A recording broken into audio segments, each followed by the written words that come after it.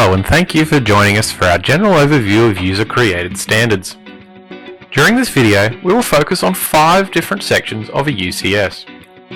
The who, what, when, where and why of a UCS, the commands inside the UCS window, a breakdown for each section within the UCS, creating simple attributes, and simple modifications of parts within the UCS.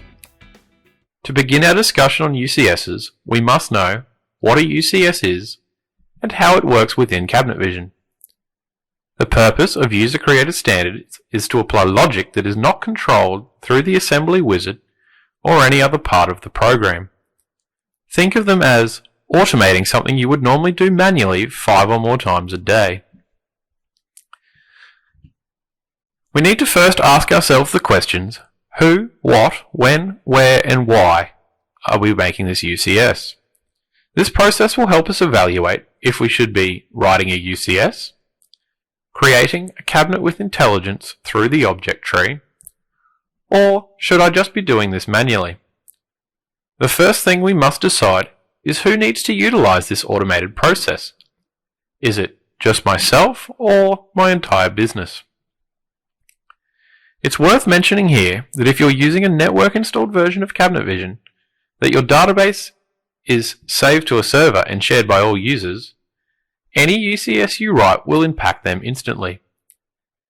If you are using a network setup, it would be advised to limit any modifications or creation of UCSs to when there is no one else working on the system.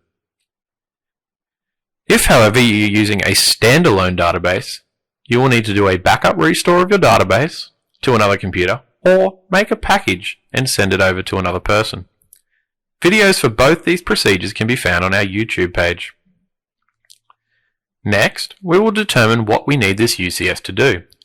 For example, we might decide that our left unfinished end needs to be 10 mm deeper. The most important part of preparing to write our UCS is asking when we want to run on objects. This will help us build our criteria within the UCS so that it only activates when we require. For example, we only want this to run on our left unfinished end, and we only want this to run when I tick a box and tell it to activate.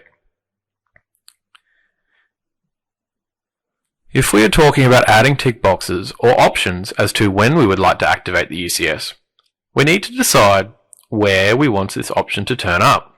For example, let's say we want the option to show up on the left unfinished end itself, rather than at cabinet level. This is an important step, as if we just dumped every attribute at job or cabinet level, the sidebars would become quickly cluttered and make finding these attributes a very slow process. Now that we have decided exactly what and when we want something to happen, we finally need to make our decision on why we are doing it. At this point, we can look at what we want to achieve and decide how much, if any, time we are going to save with the UCS in place. In this example, I would relook at my system, see that I can already manually change the size of the part in the left-hand input bar, and therefore my UCS is probably unnecessary and will just add an unneeded complexity to my system. To access your UCS window, we're going to go to Utilities from either the splash screen or from within a job, and then we will click User Created Standards. For more information on the buttons on this screen and how to utilize the UCS wizard, I suggest you watch our video, Introduction to UCSs. For this video, we will access the code produced by the wizard by clicking on our UCS and either right-clicking on it and selecting Edit, or alternatively, going up to the top of our screen and clicking the Code button. Once we are inside this UCS, we will see 14 buttons along the top. They are the Save button, which will save the modifications we're making to our UCS, Cut, which is used to move text to another location. This is a great tool for when we put our code in the wrong spot accidentally. Copy, to copy text to another location, which can be useful to use already written code to save a lot of typing. Paste, which will paste our copied or cut code to the new location. The Find button, to quickly search for every occurrence of a word or phrase. This is great for searching attributes or notes to see what different parts of the UCS are doing. Find Next, this will find the next occurrence of the word we looked for in the above find function. Replace will replace one word or string of words with another. This is great for changing attributes if you have accidentally used a similar name in two different UCSs. The Undo function will undo your previous action. For example, you have accidentally deleted a line of code. Redo will redo the last undone action via your Undo button. Bookmarks can be used to keep track of where you're working. You can put these all over the UCS by clicking on the line that you want to bookmark and clicking Bookmark. Our next and previous bookmark buttons will move you between each bookmark, either down the page for next bookmark or up the page for previous. Our Clear All Bookmarks function is used for once we have finished working on the code, clearing the bookmarks away, ready for us to start working on a fresh section. And finally, line numbers. This toggles the line numbers on the left-hand side of the screen. This is a great tool for debugging.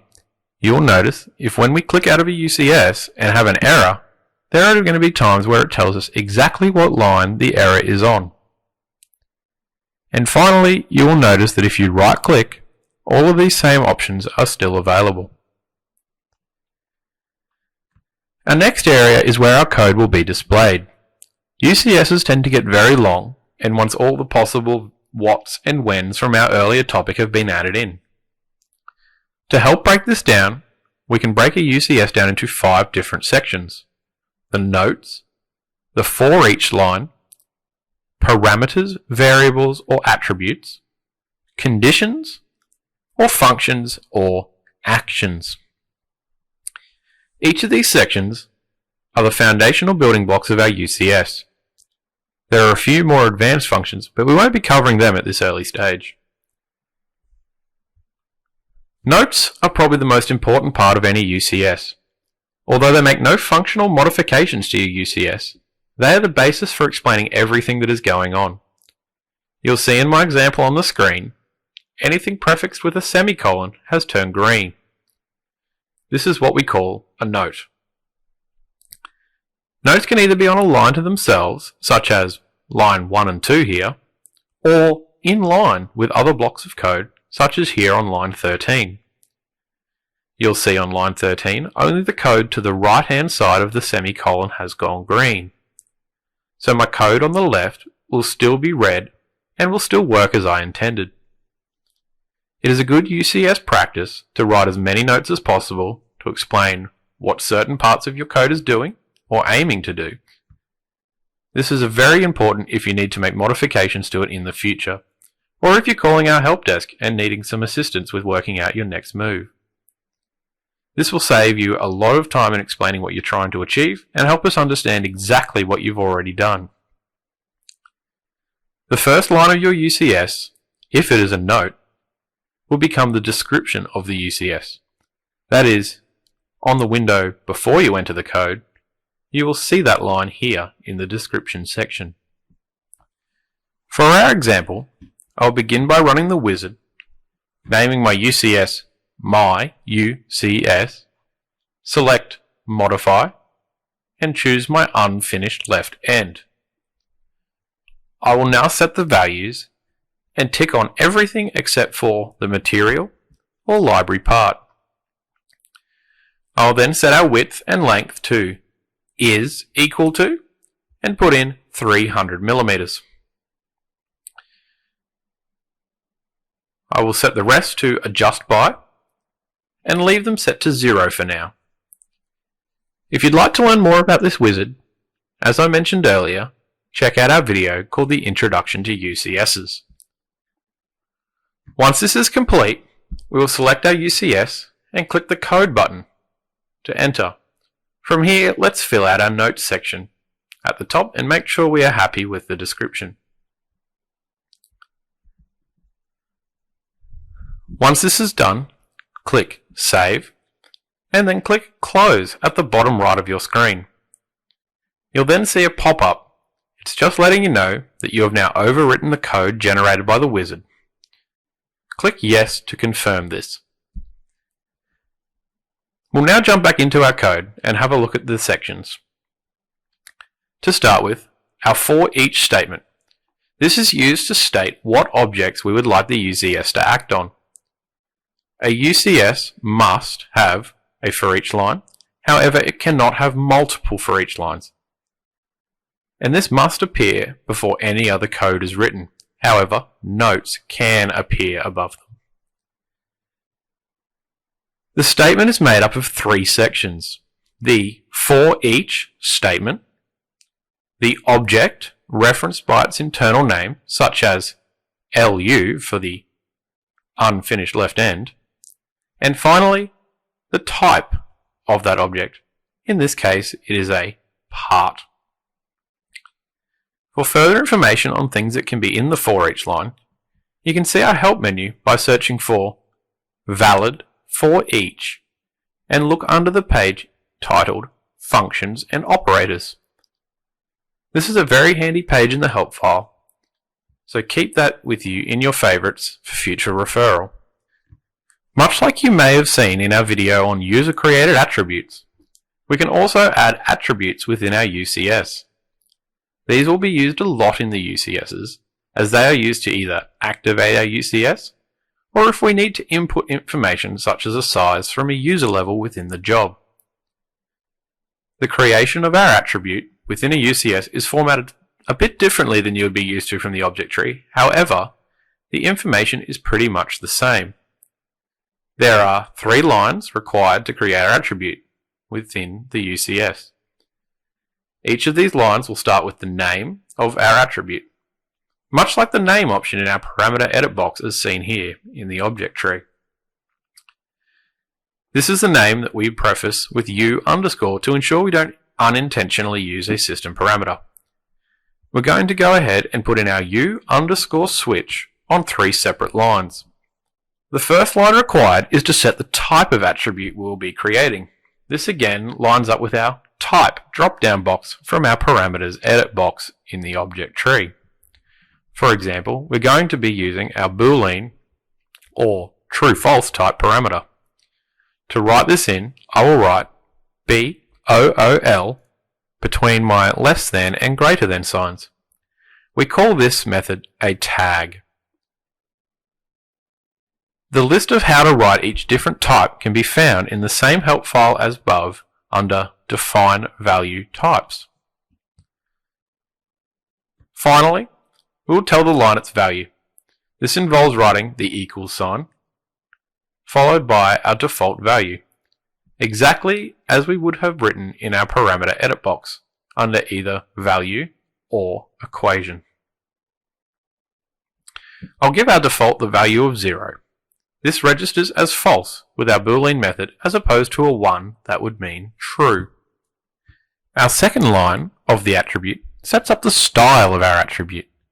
This lines up again with our style drop-down list in the parameters edit box. The only difference here is we're no longer going to reference it with the words note, standard, or attribute. To do this, we must first add a tag style. This tells the UCS that we are about to define the style of our parameter. We again then type our equal sign, and then finally typing a number 0 through to 2 to define the style.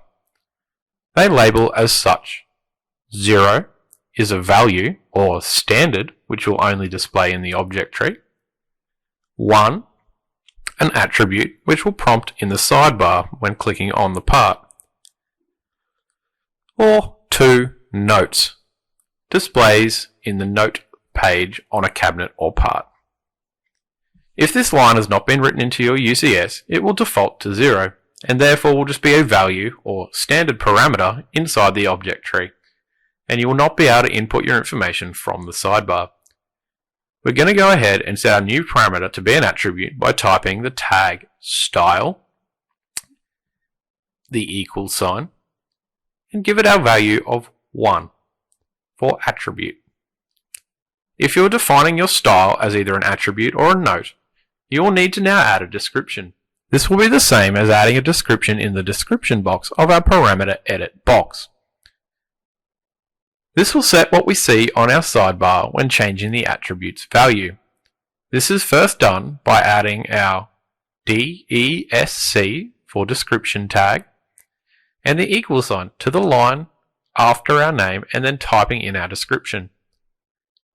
As this description is text that we want to display exactly as we write it, we will need to add an inverted comma to the start and the end of our text. If you do not add the inverted commas, you will see that the UCS evaluates it much like an equation and removes all our spaces. If we exit our UCS now and click on the left end, you will see the attribute has been created.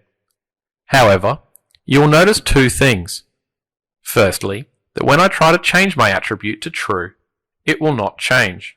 And secondly, the UCS is already modifying our part. This is where we will need conditions. Our conditions tell the UCS when to act. By default, if we have no conditions, our UCS is going to act on every single object in the for each line, without any way to stop it. In most cases, this is only going to cause frustration and heartache as the program begins to stop working the way it was originally designed. The conditions can be seen in this UCS here. We call these if, then, and if statements. Simply put, these statements ask the question, if the name of the part being looked at is LU, then do our required work. End the if statement. It's worth mentioning that it is crucial that each if has a then and also an end if with it. These three work in a group and must be together at all times. If any of the above are missing, you will see one of the following errors as you go back to the job screen. It is during this time we want to recheck our notes on the when we want this UCS to fire. You'll see this UCS follows our checks from earlier. For now, our for each line in our new UCS is already taking care of the fact that this only needs to run on the left end, so we won't worry about that part too much for now. Our first step is to get our attribute working correctly. As we noticed before, we cannot change the value of it from the sidebar. This is because at the moment the UCS is being told to set the parameter to a value of 0, no matter what. As a UCS is constantly running, every time we try to change the value, the UCS is being told that u_switch as a boolean must be set to 0. So to prevent this, we need to tell the UCS to only set this attribute up once and to not change it after it already exists. To do this, we're going to create a condition around our attribute that will read if my parameter does not exist, create it, and if. To do this, we will first work on the line above our parameter. This will begin by typing our if statement, followed by writing the my parameter does not exist equation. An equation in an if statement is normally made up of a parameter, whether that be user created or system, an operator such as the equals sign, and followed by a value. The easiest way to do this in our current situation is to write our parameter name, u_switch, followed by the equals sign as our operator, with a value of null, which means this parameter does not yet exist. Next, we will need to write our then statement, so that UCS knows that we have finished evaluating the equation, and this is the code we will move on to. Next, we need to go to the line after our parameter settings and let the UCS know this is where our if and then statement is ending, so that it knows to go back to running the rest of the code as normal. We'll do this by typing our statement end if. Now, if we go back to our attribute, you'll see that it is running as expected, and we can change the statement. This is because when the UCS is running after the first pass through, it will see that u_switch, our attribute, already exists and will skip to its related end if and keep going. Now we need to deal with the fact that our UCS is still running on our part regardless of what the attribute is set to. Again, we will need to section our block of code that is being run on our part with another if, then, and if statement. This time, we will need to say if u_switch is set to 1 or true, then do our changes and end if our statement. This time again we will use our operator of equals and write in if u_switch equals 1, then. Now we'll go to the end of our code and we'll put in our end if statement. Again, we're going to go and check if our UCS is working as intended. Finally, once our part is filtered through our conditions, certain actions will be taken. You'll see in this section a list of system parameters and new values. As you can see, the wizard has generated 8 of our standard 9 parameters. We have our dx and dy part sizes, our x, y and z locations of the part, and our ax, ay and az angle and rotation values of the part. Noticeably missing from this list is our dz parameter. This is because it is a bad practice to modify thickness of parts in Cabinet Vision. Changing the part thickness from 16mm to 25mm does not change the material, so you will now have a 25mm part with potentially 25mm deep operations on it that will still be output to a 16mm piece of material that has been assigned to it. We won't be covering material changes at this point, but it is necessary to note that you should not in any way just modify the part thickness via UCS. You will notice there are two different types of what we call operators between the parameters and the values, both an equal sign on our dy and dx parameter, and a plus equals sign next to the rest. These are the two most basic ways to modify our parts within the UCS. The equal sign gives what we know as an absolute value to our size. You'll see with the dx and the dy, they are being set to an absolute size of 300mm. You'll notice that if we go back to our cabinet and we set the attribute to true, the part changes size to 300mm and I can no longer change the size. It is locked to that 300mm. The plus equal sign is what we call adjustments. This means it will adjust the part size by the assigned value and no longer be locked to a fixed value.